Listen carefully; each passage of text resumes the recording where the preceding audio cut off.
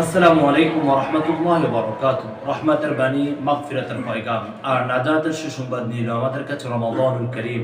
আলহামদুলিল্লাহ, আমরা এক এক করে ধারাবাহিকভাবে আজকের তারাবির শিক্ষা কেন্দ্রিক কথা বলতে গিয়ে আমরা 10টি পর্ব সমাপ্তি করতে পেরেছি। আজকে আমাদের 11তম পর্ব। আজকে তারাবিতে হাফেজে কোরআন তেলাওয়াত করবেন 14 নম্বর পারা, অর্থাৎ 14 নম্বর পারার প্রথম নম্বর পৃষ্ঠা থেকে 20 নম্বর পৃষ্ঠা পর্যন্ত। আল্লাহ তাআলা কোরআনুল কারীমে অসংখ্য অগণিত গুরুত্বপূর্ণ যে তথ্যগুলো দিয়েছেন, তার মধ্যে থেকে আজকে 14 নম্বর পারা থেকে আমরা গুরুত্বপূর্ণ মেসেজগুলো আপনাদের সম্মুখে দিতে চাই।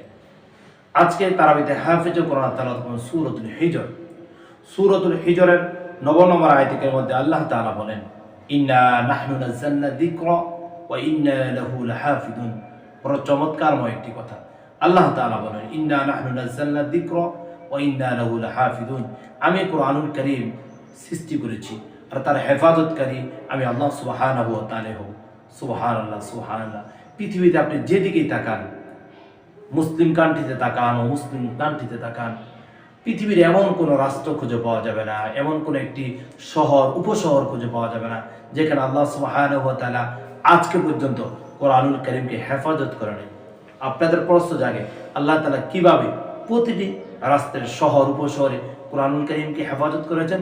প্রতিটি শহর এবং উপশহরে আল্লাহ তাআলা হাফেজে কোরআনের সিনার মধ্যে আল কোরআনুল কারীম আজ পর্যন্ত গেঁথে রেখেছেন। এই গেঁথে রাখার মাধ্যমে আল্লাহ তাআলা কোরআনুল কারীমকে হেফাজত করেছেন।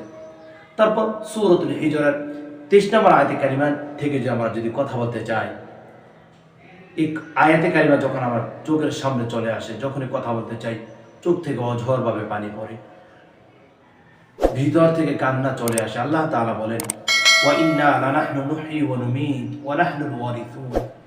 আমাদের হায়াত যিনি দিয়েছেন, আমাদের মৃত্যু যিনি দিয়েছেন, আমরা যার দিকে প্রত্যাবর্তন করব তিনি তো আমাদের রব। আমরা আল্লাহর দিকে প্রত্যাবর্তন করবো, আল্লাহর দিকে রুজু থাকতে হবে।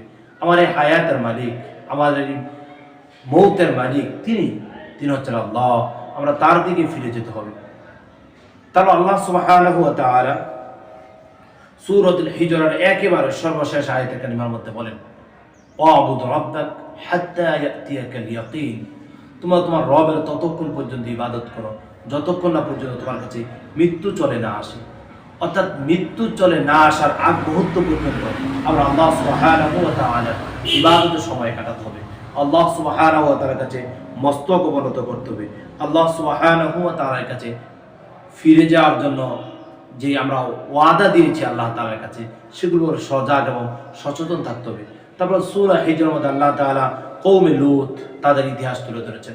কওমে লূতের ভয়ানক অবস্থান এবং ভয়াবহ অবস্থা আল্লাহ তাআলা তুলে ধরেছেন। সেগুলো যে আমরা শিখি, সেগুলো যে আমরা যদি জানি, সেগুলোর ব্যাপারে আমাদের সজাগ এবং সচেতন থাকা দরকার। তারপর আজকে হাফেজে কোরআন তেলাওয়াত সূরাতুন নাহল। সূরাতুন নাহলের মধ্যে পজিটিভ এবং নেগেটিভ 6টি বিষয় আল্লাহ তাআলা কথা বলেছেন।